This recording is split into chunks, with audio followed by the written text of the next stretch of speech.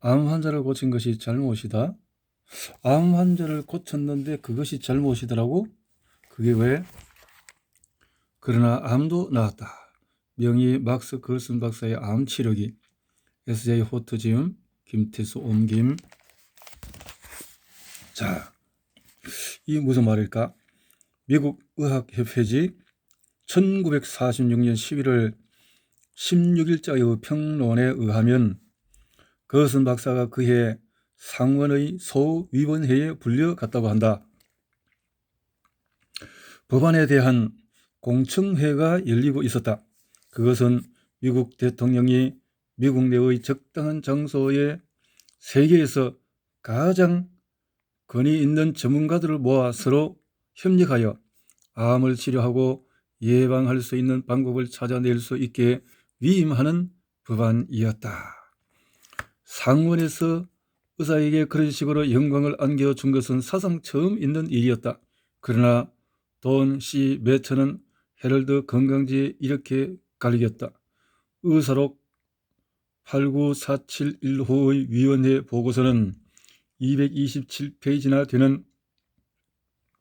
되나 정부 간행소의 기록 보관소에다 쓰레기를 끌어모은 것밖에 되지 않는다. 나는 그 보고서를 읽어보기로 했다. 무슨 이게 비판인가 한번 살펴봅시다. 자, 그래서 워싱턴에 그 보고서를 보내달라고 했다고 거슨 박사에게 말했다. 그것을 보내주지 않을걸요 하고 거슨 박사는 단호하게 말했다. 나는 도전자로서 격한 감정을 다시 한 번 더 느끼게 되었다. 그래서 그에게 항의를 하듯이 말했다. 반드시 보내줄 것입니다. 저는 신문 기자니까요. 그러나 신문 기자든 무엇이든 간에 소용이 없었다. 상무는 물론이고 기록 보관소의 책임자도 그 보고서가 없다고 알려왔다. 결국 거슨 박사의 부인으로부터 복사본을 한 질 얻게 되었는데 그 내용은 아래와 같으니 독자들도 읽어보시길 바란다. 자, 앞에서 이런 내용으로 상원의원회에서 이렇게 결의를 하려고 하는 그 내용을 보내주지도 않으니 이제 막스 그것은 본인으로부터 이 복사본이 나오게 됩니다. 부인으로부터. 자, 그 내용은 아래와 같으니 독자들도 읽어보시기를 바랍니다. 공청회는 1946년도에 있었으며 그 결과 아무것도 이루어진 것이 없다는 것을 발견하게 되면 마음이 아파질 것이라는 것을 미리 알아주시기를 바랍니다. 불청객인 암은 슬픔을 들고 다니는데 여기저기를 기웃거리면서 자신의 영역을 넓혀나간다. 처음에는 한 모퉁이의 어느 집에, 그러다가 길 건너 다른 집으로, 그리고는 바로 옆집에도 암이 나타난다. 이제 암은 우리 모두에게 낯선 자가 아니다. 자, 그 내용들을 페퍼 상원 의원이 말합니다. 자, 뉴욕에서 오신 막스 거슨 박사님, 먼저 마켈 씨의 얘기를 들어봅시다. 여러분들도 방금 상원의 정족수 때문에 2번씩이나 베일이 올리는 것을 들으셨겠지요? 가능한 한 진술을 짧게 해주시고 구두로도 얘기하시고 또 기록을 남기기 위해서 진술서로도 제출하시면 시간을 벌게 되겠습니다. 자, 마켈 씨, 시간을 벌기 위하여 진술서를 마련했습니다. 기록으로 남기고 싶습니다. 자, 이 마켈의 사무엘 A. 마켈 씨의 진술서네요. 저는 원칙적으로 동의안에 찬성합니다. 미국 정부가 착수할 수 있는 사업 중에서 이보다 더 중요한 것은 별로 없을 것입니다. 제가 들은 정보에 의하면 매일 450명 내지 500명의 시민들이 이 무서운 병으로 죽어갑니다. 한 해에 16만 5천 명에서 17만 명 정도입니다. 물론 이 숫자에는 암으로 고생하고 있는 수많은 환자들을 포함시키지 않고 있습니다. 자, 이렇게 많은 사람이 죽는데도 고생하는 사람들은 포함되지 않은 수많은 이 고통자들이 있다라는 것이고 사망자가 있다라는 말씀인데, 수백만 불이 암 연구비에 소비되었으며 현재도 소비되고 있습니다. 다른 연구 분야와 비교해 보면은 암 연구에는 너무 많은 돈이 소비되고 있으며 앞으로 얼마나 더 소비해야 연구의 길에 들어설지 모를 지경입니다. 놀라운 일은 의료진들이 현재에도 암을 주제로 연구를 계속하고 있는데 비해 뉴욕에 있는 한 겸손한 의사는 오래전에 동물 실험을 거쳐서 문외한인 제가 보기에도 현재 실제로 인간에게 발생한 암을 고쳐내고 있다는 사실입니다. 저는 암의 파괴로 죽어가고 있다가 기적의 경계선 너머로 빠져나간 환자들을 많이 보았습니다. 이들 기적이란 실제로 뉴욕시 파크의 에버뉴 815번지에 거주하고 있는 의사 막스 거슨에 의해서 행해지고 있습니다. 제가 경험한 이야기를 하겠습니다. 한 친구의 부인이 워싱턴에 있는 월터 리드 병원에서 암 수술을 받았는데 유방을 절제해 내었습니다. 그 수술로 부인은 쇠약해졌는데 그 후에 암이 폐에 번져 버렸습니다. 뉴욕에 가서 수개월 동안 거슨 박사의 치료를 받은 후에 버지니아주 리치몬드의 가정으로 돌아왔습니다. 자, 이렇게 각주를 달아놨네요. 1958년에는 암으로 25만 명, 1959년에는 26만 명, 1960년에는 26만 5천 명, 61년에는 27만 명, 그리고 90년에는 50만 명이 죽었다. 그러니까 이 참 40년 그 정도의 이 고찰된 이 내용이 이 책에 고스란히 남겨져 있습니다. 이 책의 중요성을 다시 한번 실감하게 되어집니다. 부인은 체중도 늘었으며 제가 아는 한 암이 없어졌습니다. 그 부인은 지금처럼 건강해 본 적이 일찍 없었다고 합니다. 그 부인의 이름은 W.G. 와턴입니다. 주소는 버지니아주 리치몬드시 이스트 프랭클린 스트리트 2806번지입니다. 부인의 남편은 리치몬드 시청 공무원으로 빌딩 검사관입니다. 저 자신도 심한 골관절염으로 고생을 했는데 주치의가 고칠 수 없다고 하였으나 거슨 박사의 치료를 받고는 나았습니다. 이 일에 대하여 흥미를 갖게 된 것은 순전히 인도주의 때문입니다. 제 아내는 이 무서운 병으로 죽었습니다. 암을 건절시키기 위해서 제가 할 수 있는 조그마한 일이란 목소리와 돈을 보태어 주는 것이라고 믿게 되어 암 연구에 대한 여러 운동에 조건 없이 참여하고 있습니다. 그러나 많은 의사들이 거슨 박사에게 시비를 걸고 있습니다. 그의 치료에서 얻은 결과가 너무나 환상적이어서 그 치료법을 믿으려 하지 않을 것이라는 것을 이해할 수 있습니다. 참 이해가 안 되죠. 아니 거슨 박사가 잘했으면 그것을 빨리 배워서 그것을 적용해서 그것을 의료의 업적으로 만들어 나가면 될 텐데 왜 이렇게 반대되고 방해되는 이런 현실을 이해가 안 되겠죠.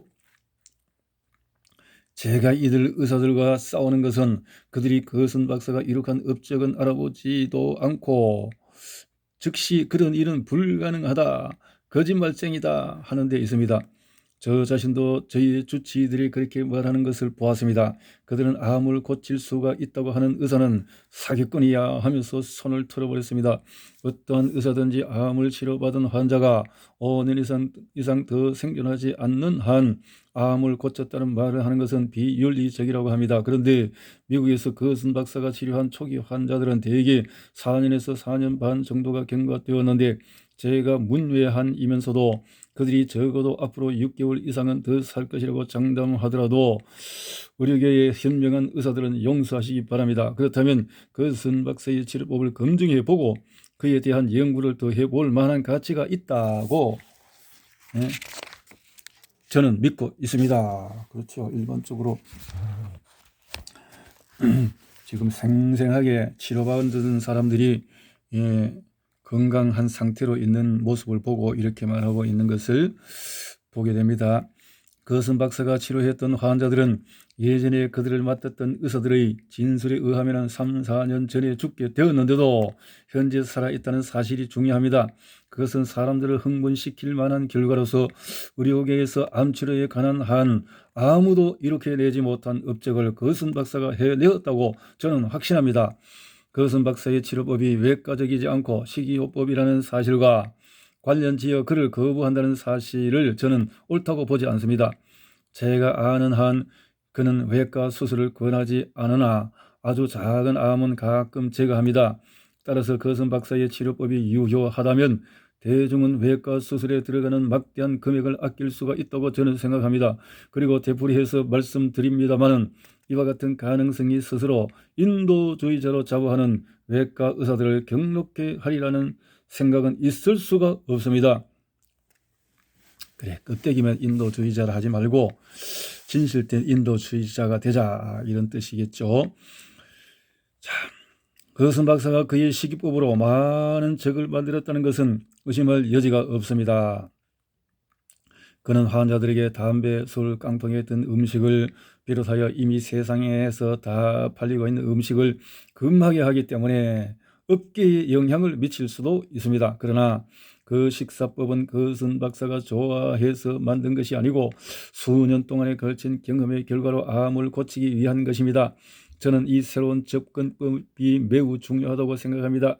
현대까지야 암 연구 방법과 그에 소요되는 경비는 계속적으로 정통적인 방법에만 치우쳐 왔기 때문에 새로운 접근법은 시도해 보려고 하지도 않으며 믿으려고 하지도 않습니다.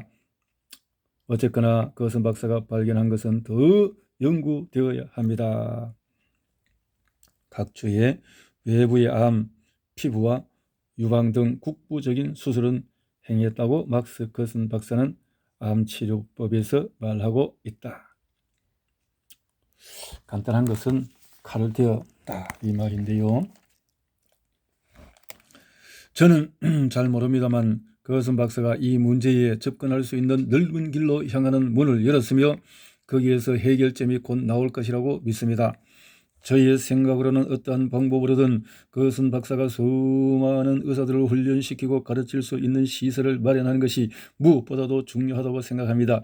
거슨 박사 혼자서는 겨우 몇 사람만을 치료하고 있으나 그렇게만 되면은 수십만 명도 치료할 수 있으니까요. 현재 후계자 한 사람도 없는 처지에서 거슨 박사에게 불행한 일이 일어난다면 그것은 커다란 재난이 될 것입니다. 저는 위원회가 암에 대한 연구를 발전시키는 과정에서 식이요법이 중요한 구실을 하리라고 믿습니다. 자, 이 거슨 박사가 아직 후계자도 없이 연세는 많고 이런 참 연구를 통해서 수많은 지금 암 환자를 치료하고 있는데 이게 어떤 면에서 인류의 인구의 숫자를 줄이려고 하는 어떤 정치적인 색깔이 아니라면 여기에 대해서 이렇게 반대할 이유가 없겠다라는 생각이 또 들어집니다. 마켈 씨 이야기하는 것을 봅시다. 저는 우선 S1875 안에 찬성하여 이 자리에 출석하게 되었다는 것을 말씀드리고 싶습니다. 처음에 저는 다른 많은 사람들과 마찬가지로 동의안에 반대하라는 압력을 받았습니다. 대체로 이 안에 다들 냉담합니다. 퍼뮤터 위원회의 경우 대중의 관심을 불러일으켰으나 50여 년이 더 지난 지금에 와서도 그동안 수많은 돈을 퍼부었습니다만 희생자들에게는 아무런 희망을 주지 못했으며 기대해 볼 만한 방법을 발견해 내기는커녕 이제는 그러리라 바라지도 않고 있습니다. 그러나 앞으로도 아마 쥐구멍이라고나 불러야 할 그 구멍 속에다 다시 거대한 자금을 퍼부어야 할 것입니다. 그것은 마치 쥐 한 마리를 잡는 데 수천 달러씩 써대는 것과 같습니다. 그래서 우리는 다른 노력을 해보아야 합니다. 저는 이미 조직된 위원회가 완전히 독립적으로 활동하여 이름에 걸맞게 조사를 해야 하며 모든 방법에 대해 다 조사를 하여 이 문제를 해결하겠다는 약속을 내놓아야 한다고 확신합니다. 동위원회는 아무 말도 들을 수가 없는 협회나 신사들의 클럽이 되어서는 아니 됩니다. 의장님, 여기에 암으로 고생하는 사람들이 나와 있습니다. 그들은 미국의 시민입니다. 암 연구에 공금을 지출한 것에 대하여 따지는 일이라면 이 사람들보다 더 큰 권리를 가지고 있는 분들이 없을 것입니다. 이 사람들은 분명히 본 의안에 찬성하고 있음을 저는 압니다. 다시 말씀드리지만은 조사는 그 글자가 의미하는 것과 똑같이 이루어져야 한다고 강조하고 싶습니다. 이 공청회가 열리고 있는 이 시간에도 50명이 암으로 죽어갑니다. 이 진술서에서도 밝혔듯이 돈이란 아무것도 아닙니다. 우리는 사람을 죽이는 일에는 수십억 불을 쓰면서도 생명을 건지기 위해서는 겨우 수백만 불을 쓸 수밖에 없을 것입니다. 그것이 바로 이 안을 만들어야 하는 원인이 될 것입니다. 만일 위원회에서 그 일을 해낸다면 말입니다. 의장님, 저는 결코 위원회가 남의 뒤를 따르기만 하라고 하지는 않습니다. 위원회에서 하고 싶은 대로 하게 하십시오. 그들의 규정을 따르게 하십시오. 그들에게는 양심적인 과학자들과 양심적인 미국인들이 필요한 것입니다. 전에도 말씀드렸습니다만 저를 괴롭히는 것은 수백만 불이 연구에 지출되고 있다는 것입니다. 여기 이 자리에 뉴욕에서 오신 한 겸손한 의사가 인간의 암을 고치고 있는 이때에도 연구진들은 동물 실험에 열중하고 있습니다. 의사들은 제가 감히 완치라는 단어를 쓰고 있는 것을 용어하리라고 믿습니다. 물론 저는 윤리적인 의사라면 5년 이내에 암이 재발하지 않아야 그 환자가 완치되었다고 말할 수 있다는 것을 알고 있습니다. 다행히도 저는 문외한 이므로 저로부터 면허증을 빼앗아 가려고 하지는 않을 것입니다. 저는 과학자도 아니요 의사도 아닙니다. 그렇지만은 6개월 일하는 것 때문에 결과를 모호하게 하고 싶지는 않습니다. 저 같으면 유명한 의사들이 곧 죽을 것이라고 진단한 환자들이 4년 반씩이나 더 살았다면 그 환자들은 완치가 되었다고 하겠습니다. 의장님, 그들은 병원에서 집에 가서 죽도록 조치를 받았습니다만 아직 무덤에 들어가지 않고 있습니다. 그 환자들은 겨우 수개월밖에 못 산다고 했습니다. 그게 4년 전의 일입니다. 그들에게는 다른 조치가 이루어졌던 것입니다. 외과 수술이 아닙니다. 라디움 치료도 아닙니다. 엑스레이 치료도 아닙니다. 제가 아는 한 이 세 가지의 치료법만을 시행하는 데에 수백만 불씩이나 쓰여지고 있습니다. 의장님, 이렇게 말하고 싶습니다. 만일 다른 길이 있다면, 영양적인 길이 있다면 사실 그렇습니다만 아니면 그와 전혀 다른 길이 있어서 암을 치료할 수 있다면 연구에 몰두하고 있는 분들은 기꺼이 겸손하게 그 방법을 찾아봐야 할 것입니다. 아주 훌륭한 과학자들이 이 이야기에 대해 듣고도 전혀 쳐다보지 않았다고 합니다. 저는 그들에게 이 치료법이 옳다는 것을 인정하라고 하지는 않습니다. 한 번쯤 쳐다보기라도 하라는 뜻입니다. 페퍼 상원 의원. 그러면 그것은 박사의 얘기를 들을 차례인 것 같습니다. 마켈 씨와 플로리다에서 온 저의 친구는 그것은 박사가 이룩한 업적에 크게 감명을 받았다고 했습니다. 그리고 그들은 그것은 박사를 이 청문회에 나오게 했다고 했습니다. 저는 그들의 요구를 동의했습니다. 마켈 씨, 짧은 기간 내에 목적을 달성할 수 있는 방법이 있을 것이라고 믿으며 귀하도 그렇게 하시리라 믿습니다. 자, 가능한 한 빨리 그것은 박사의 이야기를 들읍시다. 마켈 씨, 그렇습니다. 밀레이 박사를 모시고 왔습니다. 페퍼 상원 의원 잘 되었습니다. 두 분 다 받아들이기로 합시다. 자, 이제 될 수 있는 대로 빨리 발언하여 주십시오. 자, 이제 막스 거슨 박사님이 이제 진술을 하기 시작했습니다. 자, 봅시다. 거슨 박사의 진술에 제 사무실과 집은 뉴욕시 파크 에버뉴 815번지에 있습니다. 저는 미국의 의학협회 회원이며 뉴욕주 의학협회 회원인 동시에 뉴욕시 의학협회 회원으로 있습니다. 식사치료법은 그동안 거슨 식사법으로 불리워왔는데 처음에는 저 자신의 심한 편두통을 고치기 위하여 개발되었던 것입니다. 그 후에 그 요법을 천식과 같은 알레르기 질병의 환자들과 장질환자와 간이나 췌장 환자들에게도 적용시켰더니 아주 성공적이었습니다. 우연하게도 피부 결핵성의 낭창 환자도 그 식사법으로 고치게 되었습니다.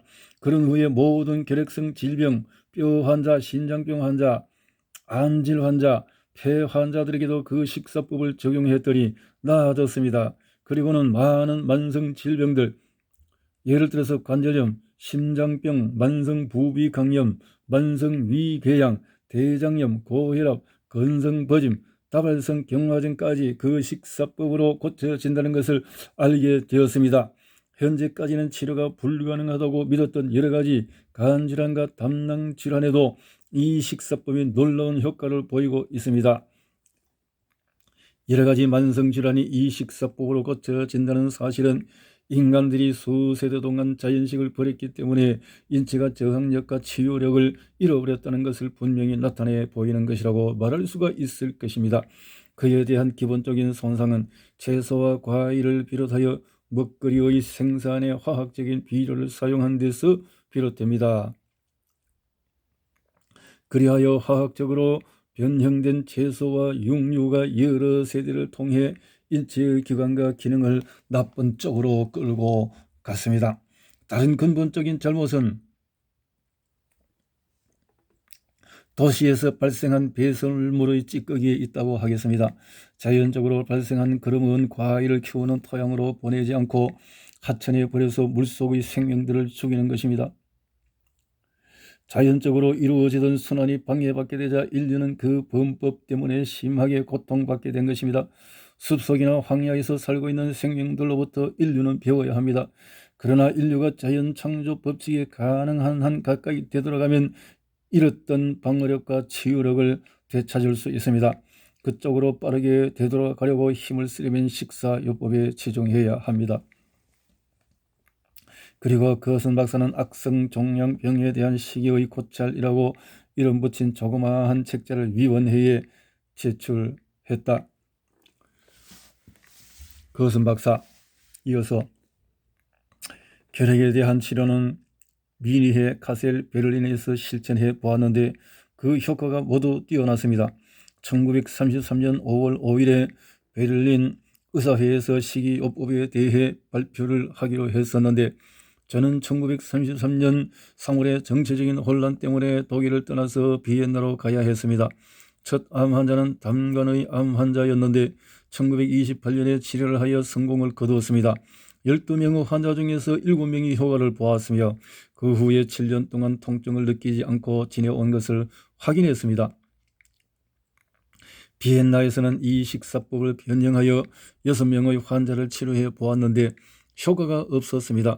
2년 후에 저는 파리로 이주했는데 거기에서 만난 환자 중에 파리 은행 장인 호레이스 피날리 씨가 이 치료법을 실천하기 위하여 병원을 마련하게 되었습니다. 거기에서 7명의 암 환자들에게 거센 식사법을 실천하게 했는데 그 중에 3명은 뚜렷한 효과를 보았으며 1명은 그렇지 않았습니다. 뉴욕에서 4년 반 전인 1941년 환자들에게 거센 식사법을 안내하였습니다. 이 식사법을 더 발전시킨 내용을 1945년 12월에 출판한 책에 발표를 했으며 새로운 책이 곧 출판될 예정입니다. 혈구수를 측정하여 임파구가 10개 이하일 때는 이 요법이 듣지 않습니다.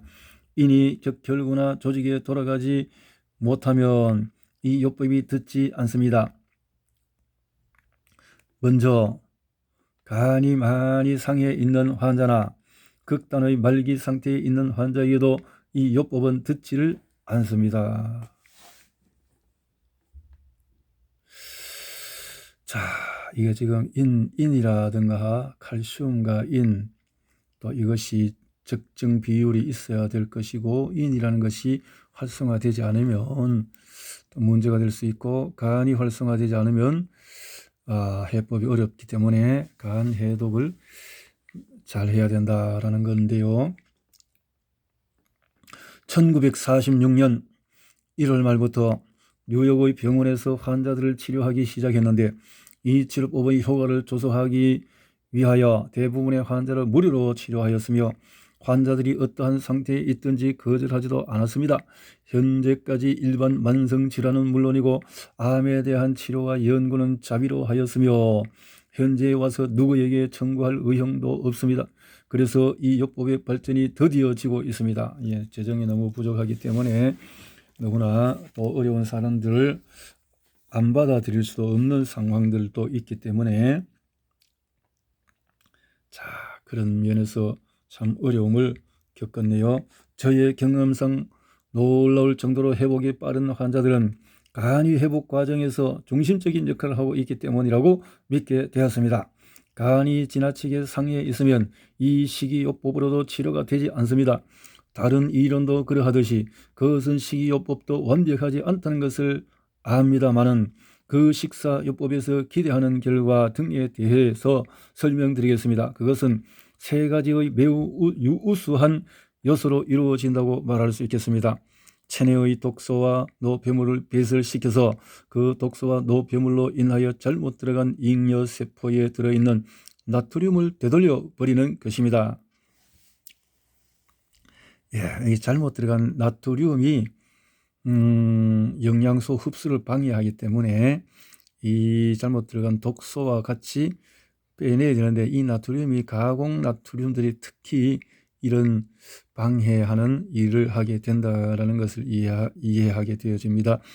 나트륨을 함유한 잉여세포는 수종 조직에서 일어나는 파괴적인 염증, 종양, 그 세포와 관계가 있는 다른 기관들, 그리고 그들 세포가 소속되어 있는 임파역과 조직들, 담관을 포함하여 담낭 연결되는 조직, 갑상선, 위점액, 신장, 메둘라, 가장 내부에 있는 조직 수질, 종양 등과 관련이 있습니다.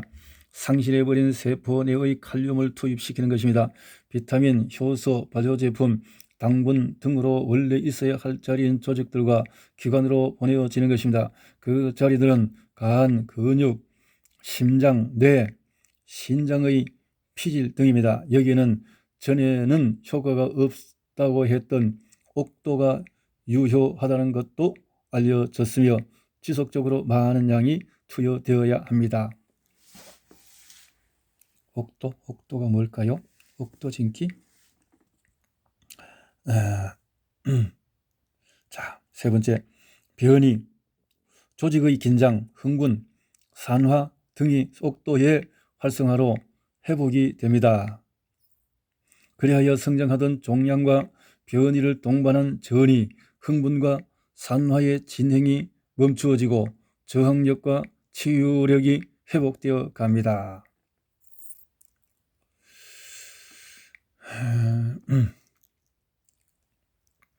거슨 박사는 10명의 암 환자에 대한 병력과 임상에 대한 고철의 요약이라고 이름 붙인 소책자를 위원회에 제출을 했다. 페퍼 의원, 계속 진행하십시오. 거슨 박사, 환자들을 보여드리고 싶습니다. 페퍼 의원, 좋습니다. 아주 좋은 의견입니다. 자, 첫 번째 환자가 이번 앨리스 허시 양입니다. 거슨 박사는 기록을 위하여 아래와 같은 수술 보고서를 제출했다. 자, 뉴욕 베스 이스라엘 병원의 수술 보고서, 이름 앨리스, 나이 14세, 1945년 10월 15일, 수술 전 진단은 척수 종양이었고 집도의사는 의사 윌리엄 에를리히였고 보조의사 의사 볼프손, 마취의가 의사 디어, 마취의사 엔도트 라킬 이터, 봉합 간호사 골드버그, 이렇게 이름이 전에 치료했던 사람들까지 다 이렇게 되어 있는데, 수술 진행은 흉추, 요추 이렇게 중앙부를 절개하고 이렇게 척추와 방막을 드러내고 경내막의 박동이 없고 경내막을 절개했더니 척수가 부어 있었으며 노란 색깔을 띠고 있었으며 척수 표면에 몇 가닥의 뒤틀린 정맥 노장이 있었고 경정맥을 압축하였으나 액체가 나오지 않아, 또 척추의 후궁 절제 수술을 2단계 거쳐서 계속 시행하고 흉추, 척추, 방막을 드러내고 거기에다 뇌경막이 흥분되어 있음이 확인되어 거기를 절개하자 그 부위의 척수가 적회색을 띠고 있는 것으로 보아 완전히 신경교정증에 걸린 듯한 모습. 경내막을 절개하자 척수가 부풀었고 그 부위의 전후방에도 종양의 침입이 있는지 조사를 했다. 척수 중심부에 새침을 꽂았으나 낭종액이 채취되지 않아 환자는 발끝의 운동을 자유롭게 할 수가 있는 것으로 보아 척수의 절개는 필요하지 않다고 판단했음. 강압을 돕기 위하여 내막은 열어둔 채 일호 크롬실 근막을 봉합했으며 검은 명주실로 피하 조직과 피부를 봉합했다. 환자는 일어나서 원만히 활동을 할 수가 있었으며 양호한 상태에서 자기의 병실로 돌아갔다. 수술 후의 진단, 윗부분의 신경교정, 수술 방법, 이렇게 후궁절제술. 거슨 박사, 처음에 작성한 진단서로 보아서 이 환자는 목과 상부 가슴의 뇌골수에 종양이 발생한 것으로 보여집니다. 이것은 의학사 2000년에서 처음 발견한 유일한 질병입니다. 그 환자는 수술을 받았는데 겨우 15살 난 소녀였습니다. 거슨 박사는 뉴저지 힐사이드에 살고 있는 앨리스 허시 양을 소위원회의 증인으로 내세웠다. 페퍼 의원 성명을 말하십시오. 허시 양 앨리스 허시입니다. 주소는 등등. 자, 거슨 박사, 그는 뇌골수 신경교정증 환자입니다. 그것은 모든 뇌의 신경 조직에 일어나는 종양입니다. 그것은 뇌나 척수에 발생할 수가 있는데 이 환자의 경우에는 척수에서 일어났습니다. 여기 수술 흔적을 보십시오. 자, 기하가 수술했나요? 네, 아니요. 그 수술은 1945년 베스 이스라엘 병원에서 했습니다. 그 병원에서 수술하였군요. 자, 수술은 거기서 했고 그렇습니다. 여기에 첫 수술 기록이 있습니다. 거슨 박사께서 어떻게 하셨습니까? 그 주치 의는 환자의 아버지에게 우리는 더 할 수가 없습니다. 그것은 종양입니다. 척수 종양은 절제할 수가 없습니다. 환자는 죽을 것입니다. 라고 했습니다. 페퍼 의원, 수술하기 전에 그렇게 말했습니까? 거슨 박사, 아닙니다. 수술 중에 종양이 척수 내에, 즉 바깥이 아니고 안쪽에 있다는 것을 알게 되었습니다. 골수 바깥에 있는 종양은 절제가 가능합니다. 그래서 그들은 종양이 안에 있는지 밖에 있는지를 알려고 수술을 했던 것입니다. 종양이 척수 내에 있음을 알게 된 의사들은 어쩔 도리가 없었습니다. 봉합을 하여 집으로 돌려보내면서 환자의 아버지에게 이렇게 말했던 것입니다. 환자를 가능한 한 안정시켜 주십시오. 그것이 전부입니다. 우리는 더 어떻게 할 수가 없습니다. 그래서 그 소녀가 제게로 왔던 것입니다. 자, 이때부터 이제 거슨 박사가 치료하게 된다는 거죠. 우리는 바로 치료를 시작했죠. 환자의 오른팔 아래 부위에 마비 증세가 있었습니다. 오른쪽 손의 신경척골이 특히 심했습니다. 종양이 자라나면서 환자는 많이 걸을 수가 없게 되었는데 양쪽 다리에 조금씩 마비가 일어나기 시작했기 때문입니다. 종양은 척수를 파괴시켜 근육이 위축되어 뇌의 자극이 근육에 전달되지 않았습니다. 페퍼 의원, 박사님의 식이요법으로 그 종양을 치료했습니까? 그것은 박사, 그렇지요. 우리는 종양을 없애버렸습니다. 그렇게 하지 않으면 근육이 회복되지 않습니다. 이제 저 소녀는 손발을 다 움직일 수가 있습니다. 아마 이쪽이 약간 허약할 것입니다. 하우의 교수가 이 특별한 환자에게 관심이 많습니다. 페퍼 의원, 식이요법 외에 다른 치료법은 취하지 않았습니까? 거슨 박사, 환자는 간 주사를 가끔 맞았습니다. 환자는 얼마 동안 치료를 받았습니까? 아직도 제가 환자를 돌보고 있습니다. 환자는 언제 박사님께 왔습니까? 10월 말이었습니다. 작년 1945년 10월 말이었습니다. 거슨 박사가 쓴 진술서, 그 사실이 정확합니까? 허씨의 부친 꼭 맞습니다. 딸내는 12월 1일경에는 마비 증세가 있었습니다. 다른 의사들은 딸애가 그렇게 되리라고 얘기했습니다. 페퍼 의원, 거슨 박사에게 갔을 때 그 환자의 상태는 어떠했습니까? 허씨의 부친 대단히 허약했습니다. 환자는 걷지를 못했습니다. 허씨의 부친, 우리는 그 애에게 떠먹여 주어야 했습니다. 그 애가 어디를 가고 싶다고 하면 침대에서 데리고 나와야 했습니다. 그는 한 발자국도 걷지를 못했습니다. 페퍼 의원, 종양은 보셨습니까? 허씨 부인, 못 봤습니다. 거슨 박사, 못 봤습니다. 페퍼 의원, 종양은 내부에 있었다고 하셨지요? 거슨 박사, 수술을 해야 볼 수 있는 것입니다. 페퍼 의원, 수술을 맡았던 뉴욕 베스 이스라엘 병원의 의사들은 종양에 대하여 더 조치를 할 수 없다고 했습니까? 허씨 부친, 그렇습니다. 페퍼 의원은 그리고 그 의사들이 척수에 종양이 있다고 말했습니까? 허씨 부친, 수술하기 전에 척수에 종양이 있다는 것을 알았습니다. 그러나 수술하기 전에는 아무것도 할 수가 없었습니다. 페퍼 의원, 이 기록의 사본이 뉴욕 베스 이스라엘 병원에서 수술 등에 관하여 쓴 것이 틀림없습니까? 허씨 부친, 그렇습니다. 그것은 그 병원에서 작성한 것입니다. 페퍼 의원, 기록에 남길 수 있게 사본을 주실 수 있습니까? 그것은 박사, 그것은 기록에 남기기 위하여 제출한 것입니다. 페프 의원, 밀레이 박사님, 이 환자들에 대하여 잘 알고 계십니까? 밀레이 박사, 그렇습니다. 그 모든 환자들을 여러 번 만나보았습니다. 그 환자들이 그것은 병원에 얼마나 오래도록 머물렀느냐에 따라서 지난 6개월 내지 8개월 동안 관찰을 했습니다. 마켈 씨, 밀레이 박사님도 기록을 남기기 위하여 진술서를 제출할 것입니다. 페프 의원, 조금 전에 다녀간 허씨 양의 질병에 대하여 아시는 것이 있습니까? 밀레이 박사, 알고 있습니다. 허씨 양을 처음 만난 이후로 그의 신경학 분야에 자문을 해왔습니다. 저로서는 허씨 양의 증세에 대하여 결론을 섣불리 내릴 수 없다고 생각하여 콜롬비아 대학의 신경학 연구소에 계시는 휴버트 하우의 박사와 같이 일을 하기로 하고 지난 수개월 동안 공동으로 작업을 하였습니다. 하우의 박사가 그것은 박사의 환자들에 대하여 기록한 진술서를 여기에 제출합니다. 페프 의원, 귀하는 의사입니까? 밀레이 박사, 그렇습니다. 페프 의원, 어느 대학에서 학업을 마쳤습니까? 밀레이 박사, 노스웨스턴 대학의 의학부입니다. 페프 의원, 미국 의학협회 회원이십니까? 밀레이 박사, 그렇습니다. 페프 의원, 의사로서 기하께서 보내보신 대로 허씨 양의 치유, 외관상의 치유 아니면 쾌유가 되어 간다고 합시다. 그것이 그것은 박사가 조치한 치료법에 의해서라고 말할 수 있습니까? 밀레이 박사, 그렇습니다. 그 치료법 외에는 아무것도 하지 않았으니까요. 환자는 늘 그 치료법만 행했는데 그렇게 변화가 온 것입니다. 그 환자 하나뿐이었다면 사람들이 이렇게 말을 할 수도 있습니다. 그래, 어쨌든 환자가 좋아져 가고 있어 라고 말입니다. 그러나 다른 의사들이 예견한 대로 환자가 죽었더라면 역시 죽을 수밖에는 라고들 말했을 것입니다. 그런데 다른 환자들도 그 치료법으로 똑같이 좋아졌다고 하면 그것은 우연의 일치였다고 말할 수는 없을 것입니다. 자, 여기까지 치료가 되어진 사실들을 이렇게 이야기했습니다.